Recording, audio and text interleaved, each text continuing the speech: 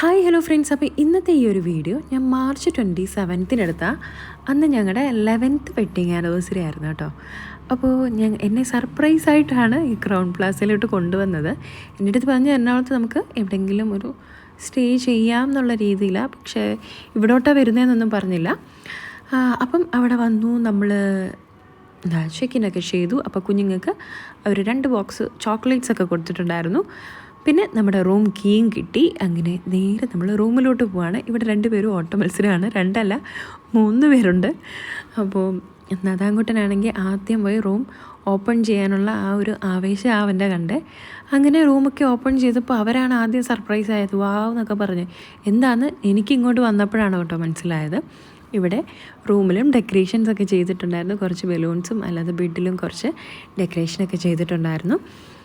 പിന്നെ സൈഡിൽ ടേബിളിൽ കുറച്ച് ചോക്ലേറ്റ്സും ഫ്രൂട്ട്സും പിന്നെ നമുക്ക് കട്ട് ചെയ്യാനുള്ള കേക്കും പിന്നെ ഒരു കാർഡിൽ കുറച്ച് നോട്ടൊക്കെ എഴുതി അങ്ങനെ വെച്ചിട്ടുണ്ടായിരുന്നു.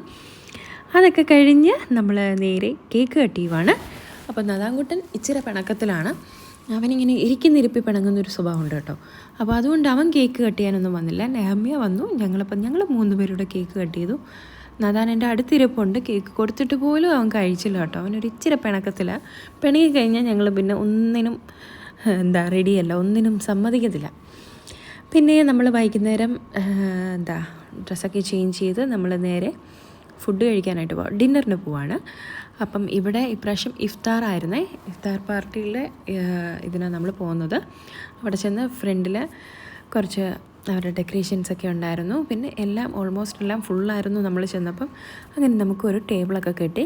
ഇവിടെ ഫുഡാണേലും എല്ലാ വെറൈറ്റി ഫുഡും ഉണ്ടായിരുന്നു, എല്ലാ ടൈപ്പ് ഫുഡും ഉണ്ടായിരുന്നു. എല്ലാം ഒന്നും എനിക്ക് ഇതിൻ്റെ അകത്ത് ഇൻക്ലൂഡ് ചെയ്യാൻ പറ്റത്തില്ല, കാരണം ഞാൻ എല്ലാം കൂടി ഇൻക്ലൂഡ് ചെയ്ത് നോക്കിയപ്പം വീഡിയോ ഭയങ്കര ലോങ് ആണ്, നിങ്ങളെ കൂടെ ബോറടിപ്പിക്കുന്ന പോലെ ആവും.